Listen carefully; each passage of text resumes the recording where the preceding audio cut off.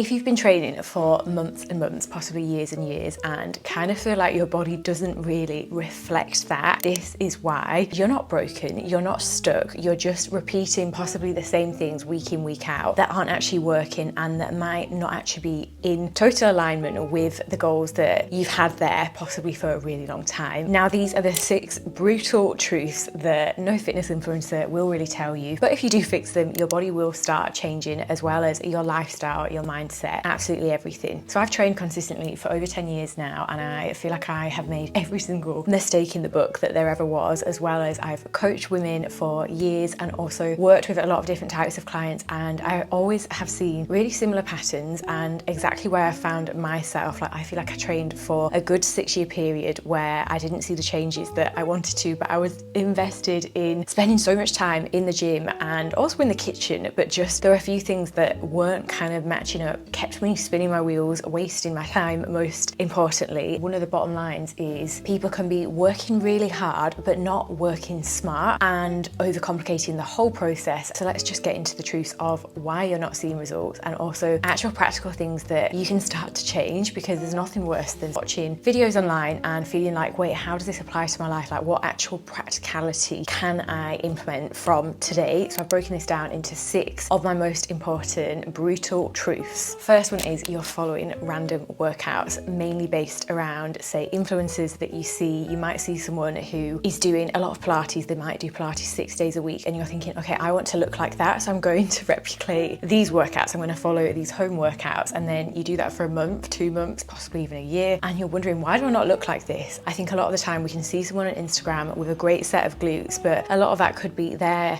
actual anatomy. It could be they have a completely different body composition, and I think we can replicate other people's workouts and not take into consideration our own genetics. Some people can be taking more than what they're showing online to, say, achieve a certain amount of leanness. There's so much that comes into it, and I think we can keep ourselves so stuck. Like, for example, there's a big trend, isn't there, of this entire year being around the Pilates physique, Pilates body, and assuming that if you start doing just Pilates, you're going to get lean, toned, and also have muscular development, when in reality, a lot of it comes down to our nutrition, and a lot of people aren't being totally transparent in that to achieve this very, very lean physique is usually from, most of the time, not eating very much food, eating toddler-sized portions and being in a very low calorie deficit, but it's kind of disguised as a Pilates physique, if that makes sense. That's not for everyone, but just as a little example. And I think there's not enough transparency in the fitness industry, as we already know. But where I'm going with this is doing random workouts each week just based on who you think looks what you want to look like on Instagram isn't really going to get results, and just keeps you really stuck, because you're changing them each week thinking, oh, maybe if I'm adding more variety, I'm targeting my body from different angles. But our bodies don't work like that. Our physiology doesn't work like that. Like, we need repetition from the same workout programs for at least 8 to 12 weeks to see any real change, and also to make any real strength progress. Like, you think, when you don't do a pull-up, you might have maybe managed 3 unassisted pull-ups one day, but if you then didn't do any pull-ups for the next 8 to 12 weeks, you might struggle to get 1 rep of an unassisted pull-up. And I think there's so much glamorized online with these ever-changing workouts. It just isn't reality in terms of actually achieving sustainable fitness results. And there's a big myth around switching routines means faster progress, when in reality, you're not giving your body time to actually adapt or progress. And in order to, say, add muscle tissue, say if I wanted to add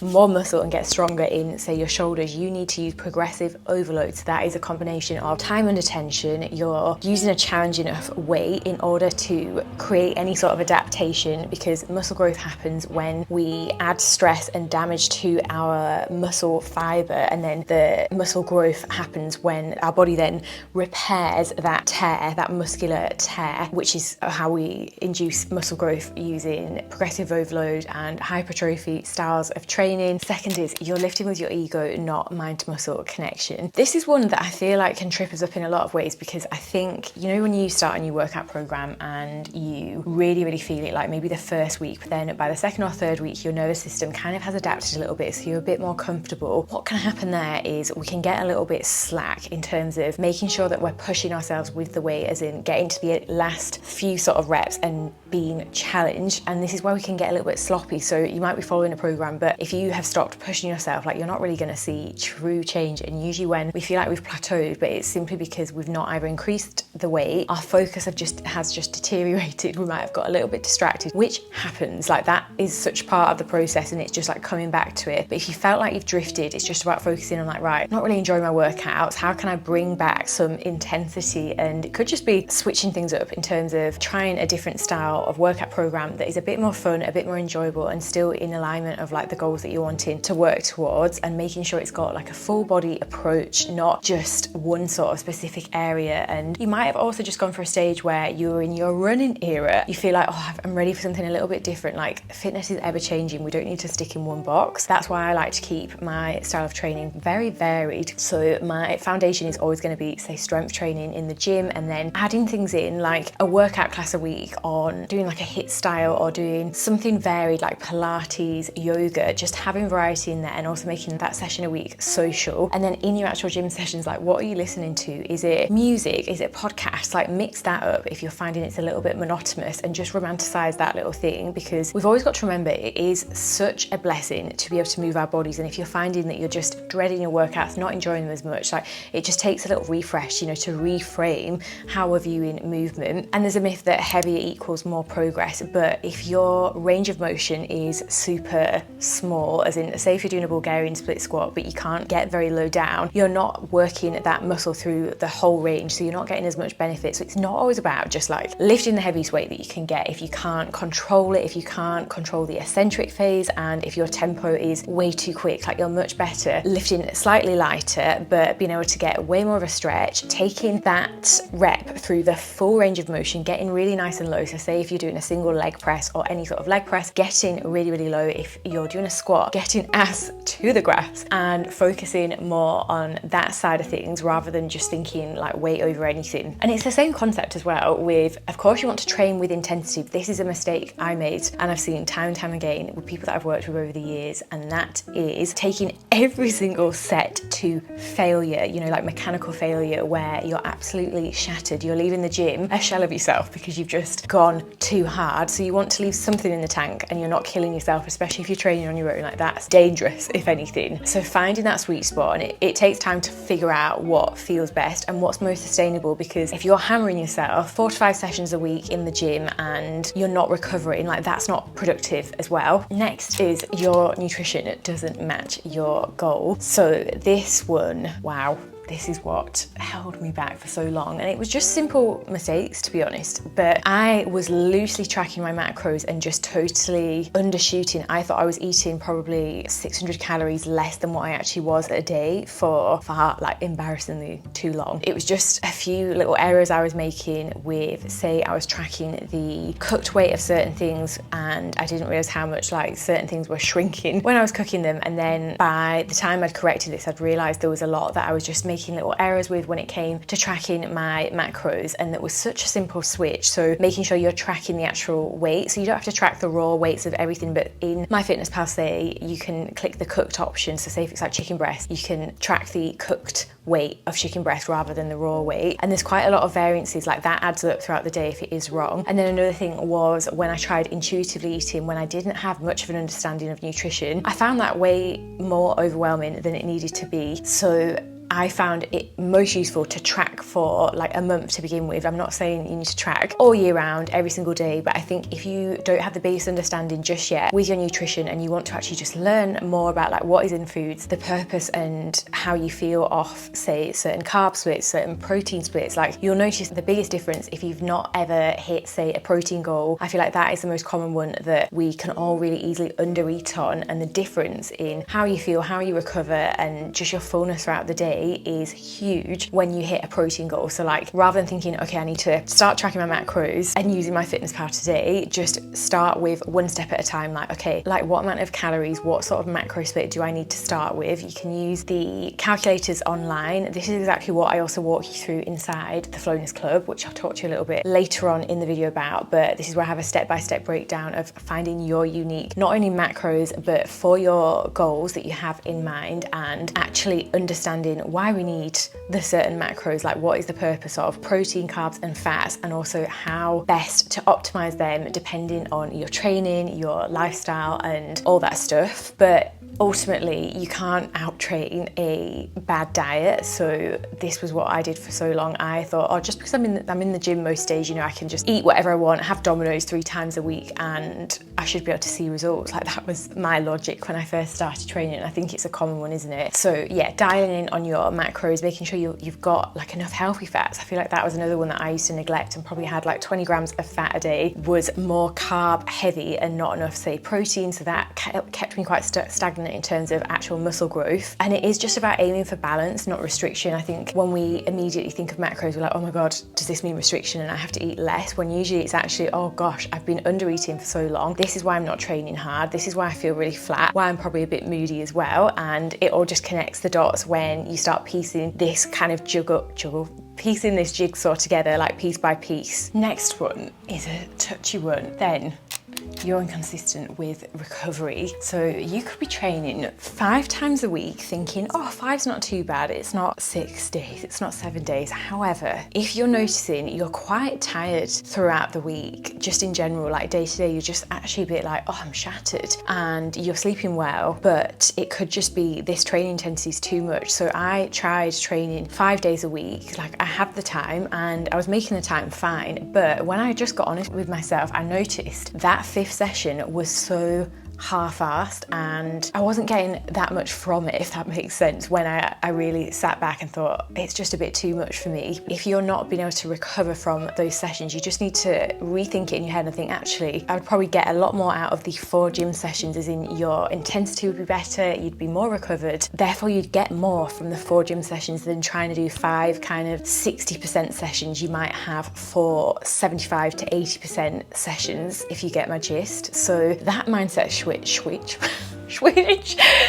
changed my training so much, and I feel like I saw results a lot quicker, and it felt counterintuitive because more training does not equal fast results, and that's a big myth. You've just got to remember, like, your body builds the muscle during the rest. It's not in those actual workouts. What I make sure I do with anyone that I've ever worked with and with all my training programs inside the Phones Club is we have a compulsory deload week, and this is a game changer. If you haven't really implemented it, or you thought, oh, I don't really need one, I can't tell you how important it is. Like, if you are training with intensity and, you know, you're doing solid weeks of workouts for extended periods of times and you're invested, you also need to be invested in your recovery for your long-term health, and also to help with any plateaus. Like, if you're finding that you're just like, oh, I feel like it's been 2 weeks where I've not really pushed my weights and I've been feeling a little bit unmotivated. Like, I always think if you're in the gym not wanting to be in the gym, that is a sign in itself. It's not to always push through in the name of discipline. It's just maybe you need a week off, which is just a lowered intensity. It's not about taking a total week off, you know, in a deload. And I think that's a real mindset shift that makes a difference, especially if you've trained for a while. Okay, next is you're too emotionally attached to the scale. This is so difficult to get your head around at times, and I can totally emphasize, like, there's been so many times in my life where I've thought, no, this set weight, that is my big weight, I'm not going beyond that, and then I've capped myself, because what happens is, say if we do a fat loss phase or any phase where we might have lost weight and then we have got back into a consistent routine and actually seen that scale weight increase, and we think, oh my God, we're getting bigger, but actually we're putting on lean muscle tissue and you could be visibly a lot leaner at that weight. So for example, for me, I did a big deficit phase last year where I was losing weight each week for a purpose of a bodybuilding show. Now I lost, I think it was like between 8 and 10 kg in total of body weight, and that was an extreme. I went to an extreme to do that, for example. Now, as I've built myself back up, reversed, and also gained more weight, I've gained muscle tissue, and my previous, say, 61 kg no longer looks like my current 61 kg because I've added muscle tissue. So I'm visibly leaner at this weight, where I'll insert some pictures here so you can see, because it's quite interesting. And I've also had to work on, like, really challenge my mindset and get my head around, like, that scale weight is different to before, because you're training consistently consistently, and you'll also notice that you're not storing fat the same way you did before if you're in a consistent routine with your training, nutrition, you know, diet and everything. How you can sort of work on this is by taking measurements. It doesn't always have to be scale weight. If you are really triggered by the scale and you want to get beyond it, like remove the scale, you know. What I found useful is when you do use a scale, you see how much you do fluctuate, especially on your time of the cycle. So I've kind of desensitized myself to the scale, but also I think it does help just to take it away out of the equation. Go off how you feel in clothes, how you feel in yourself, tracking measurements, taking progress photos, looking at your strength gains, your energy levels, and just thinking on the bigger picture rather than just attached to a scale weight, because a lot of our weight as well comes from how much water we've had, like the salt intake. There's so much that comes into it, and it's just such a shame when we are starting our day by stepping on the scales and that's affecting our entire day, and it's such a small percent of like the bigger picture. You don't have accountability, so this has made the biggest change throughout my training for a marathon, like training for a half marathon, creating accountability. So this can be by following a consistent program, joining the Flowness Club, where we have programs and actual support and ways of checking in each week, so you're not in this alone, and you're also not just guessing, because I did that for a long time. I didn't really get anywhere because I was just sort of not putting anything on paper, not really planning my sessions, not really knowing what I was working towards, just a lot of guessing. I feel like I just lost a lot of time, to be honest, doing that, because I wasn't really enjoying myself either. Like my sessions were a bit boring and I never saw much progress in the right areas. And I think it's harder to be disciplined or create more discipline if you don't really know what you're working towards, and you'll usually always revert back to old habits or old structures because that's what's felt safe and known, even though it's not served you, if that makes sense. I just always go back to my usual eating habits, and maybe I'd have a few weeks where I would decide some new rules, but they wouldn't really last. And I think that's what we see as well with anything that's like a quick fix, usually doesn't last that long because you've not addressed the crack. And if we use the analogy, which I love an analogy, you've got a wallpaper, the wall has got a big crack through it, and I see a lot of things and people online, they just plaster over it with some wallpaper, and then as that crack underneath builds, that gets bigger, and then eventually the wallpaper comes off and you're still left with that crack. Whereas if you can fix the habits, so habits being this big crack, you can start to cement it in bit by bit in a team with support, so you're not, you know, doing things blind. You've got the support, you can see the vision, you've created the vision based on your unique goals. It's not someone else, it's not a random workout program, but you know what you're working towards, you make it work for you, you find your flow, and then you don't need the wallpaper because your wall is already strong. That's also my why and purpose behind the Flowness Club, and how that was even birthed